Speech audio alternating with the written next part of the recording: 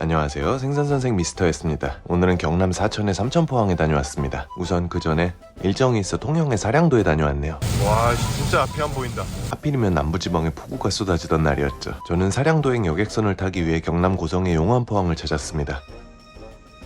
그럼 이제 출발! 용안포에서 사량도까진 배로 약 20분 정도 걸렸던 것 같아요. 비가 많이 왔지만 다행히 사량도에 무사히 도착했습니다. 안개 자욱히 들이운 선풍경이 어딘가 몽환적인 분위기네요. 중간에 흑염소 떼한테 길막도 당하고, 이 동네 흑염소들은 차가워도 도망도 안 갑니다. 이놈의 자식들. 사실은 저도 흑염소 참 좋아하는데 말입니다. 경치 좋은 숙소에 도착해서 이후로는 즐거운 하룻밤을 보냈네요. 짠내 나는 바다 사나이들이 한자리에 잔뜩 모이면 이렇게 놉니다.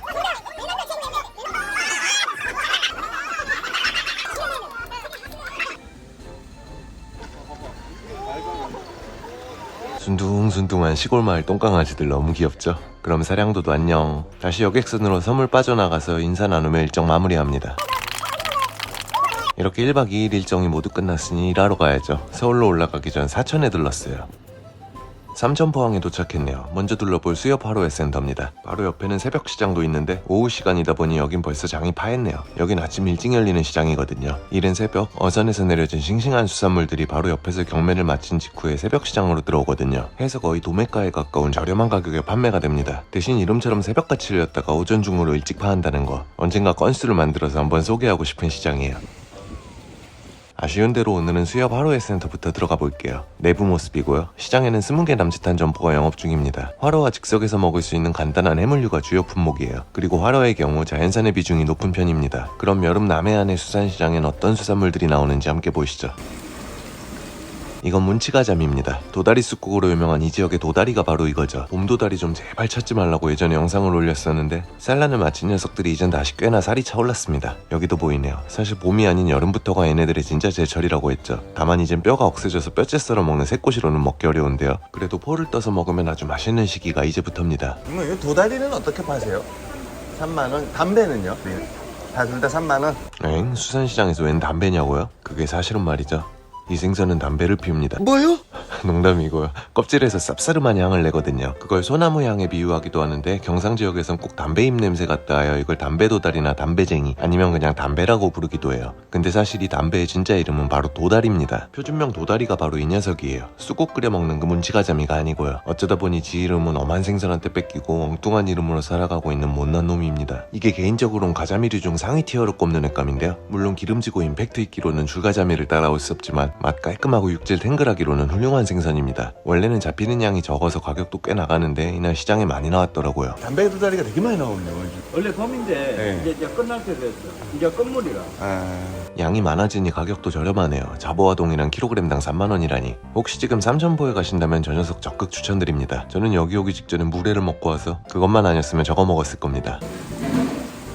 전 수산시장을 자주 다니다 보니 시장의 생선들을 보며 계절의 변화를 느끼는데요. 확실히 이제 여름이 왔다는 게 느껴지네요. 이건 남해안의 여름을 알리는 생선 게장어입니다. 남쪽 지방 사람들의 대표적인 여름 보양 생선이죠. 이쪽에선 이걸로 하모탕이나 하모 샤브를 해먹으며 여름을 만끽합니다. 참고로 이 하모라는 별명은 게장어의 일어명이에요. 또 하모란 이름은 깨문다는 뜻의 하무에서 유래했는데요. 개처럼 잘 깨문다는 의미입니다. 그래서 사실 이름이 게장어인 것도 갯벌을 가리키는 게 아닌 멍멍개를 의미하는 접두사고요. 실제로 이빨이 날카롭고 잘 깨물기 때문에 화로를 다룰 땐 주의가 필요합니다. 또 잔가시가 어마어마하게 많아서 손질이 까다롭기로도 유명한데요. 얼마 전 한 구독자님께서 남겨주신 댓글 중에서 샤브샤브용으로 구입한 갯장어의 손질이 엉망이었다는 사연을 봤습니다. 이는 그만큼 갯장어가 다루기 어려운 생선이라는 의미도 되죠. 개인적으로 갯장어는 전문으로 취급하는 식당을 이용하실 걸 더 추천드립니다.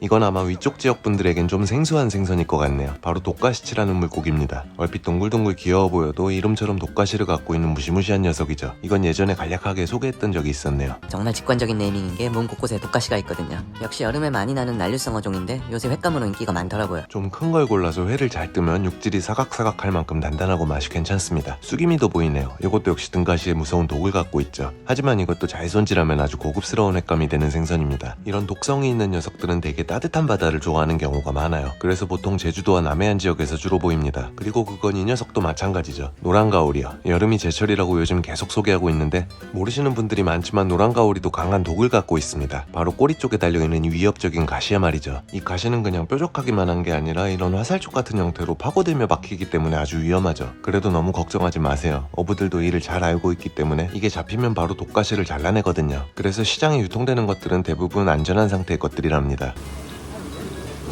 반면 비슷하게 생긴 간지미, 즉 홍어는 독성이 없습니다. 노란가오리는 지금이 철이었지만 이 홍어는 지금 살짝 아쉬운 시기예요. 여름이면 살이 빠지고 뼈는 억세지는 감이 있거든요. 또 여름하면 빠지지 않는 생선이 바로 이 돌돔입니다. 1년 중 자연산 돌돔이 가장 많이 잡히는 때가 지금이라고 했죠. 산란기를 앞두고 연안에서 곧잘 잡힌다고요. 또 그래서 이왕 지금 돌돔을 드시겠다고 하면 요렇게 주둥이가 시꺼멓고 몸에 무늬가 희미해진 걸 고르시라고도 했네요. 이게 수컷인데 알을 베는 암컷에 비해 상대적으로 산란기 영향을 덜 받기 때문에요. 이건 얼음돔이네요. 역시 여름에 많이 잡히는 고기입니다. 얼음돔이란 이름은 놀랍게도 등에 어른어른한 반점들이 있어서 붙었다네요. 특별한 맛이 없는 비인기 어종이라 하여 가격은 저렴한 편인데요. 사실 이건 좀 길게 숙성을 하면 맛이 꽤 올라오는 편입니다. 그래서 이걸 아시는 분들은 가성비 횟감으로 쟁여놓기도 하죠. 알고 보면 의외로 매력적인 생선이라는 거.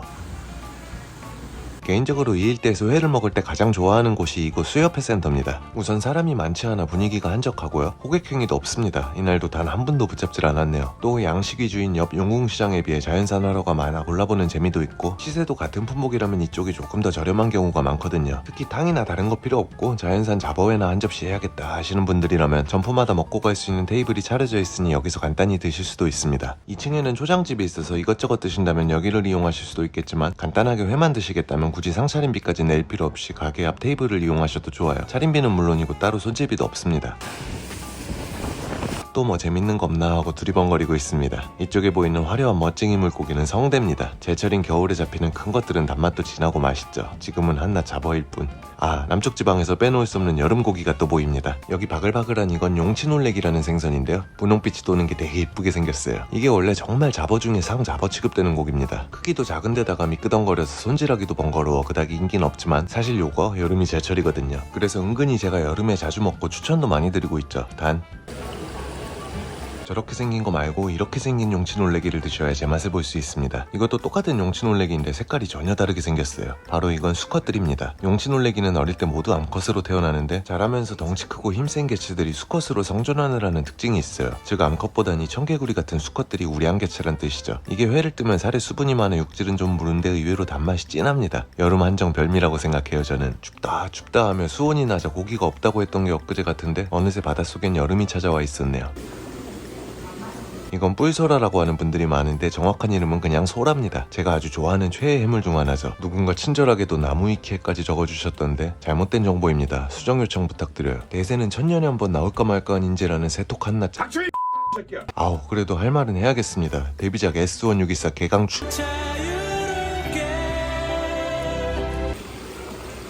이 고둥은 산지에서 촛대고둥이란 방언으로 불리는 종입니다. 생김새가 이렇게 마치 옛날 촛대같이 생겼거든요. 혹은 비녀같이 보인 데서 더러 비녀고둥이라 불리기도 하죠. 예전 삼천포 첫 영상에서 리뷰했던 게 바로 이거였죠. 그게 벌써 5년 전이라니. 속살이 이렇게 빨간 게 특징인데 이건 익히지 않고서 회로 먹는 고둥입니다. 붉은 부분은 육질이 부드러우며 맛이 달고 흰 부분은 아삭거리는 식감을 냅니다. 아주 재밌는 녀석이에요. 헌데 상인들이 아주 팔기 싫어하는 놈이기도 하죠. 그게 무슨 소리냐? 이게 손질하는데 손이 엄청나게 많이 가거든요.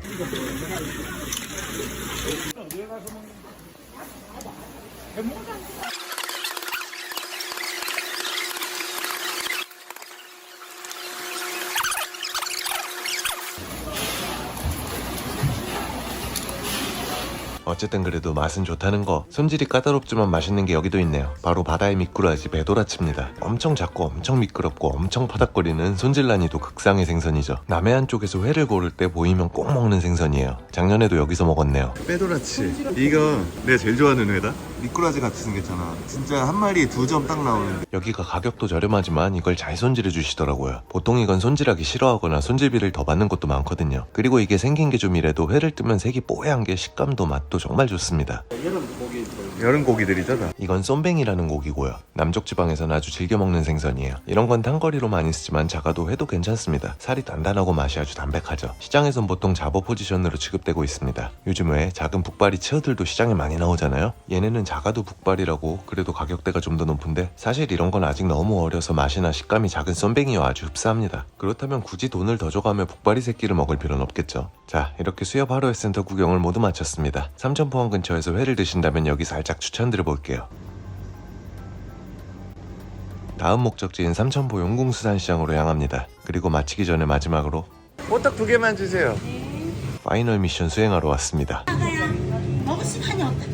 아유 감사합니다. 조카 먹으라고 야쿠르트까지 챙겨주셨어요. 어쨌든 오늘도 미션 석세스 살려주셔서 감사합니다. 근데 저 갈매기가 바다에 앉으면 어떻겠어? 갈매기가 바다에 앉으면 응. 갈매기살. 동심 파괴 죄송합니다. 오늘도 영상이 도움이 되었다면 구독과 좋아요 부탁드리며 마치겠습니다. 시청해주셔서 감사합니다.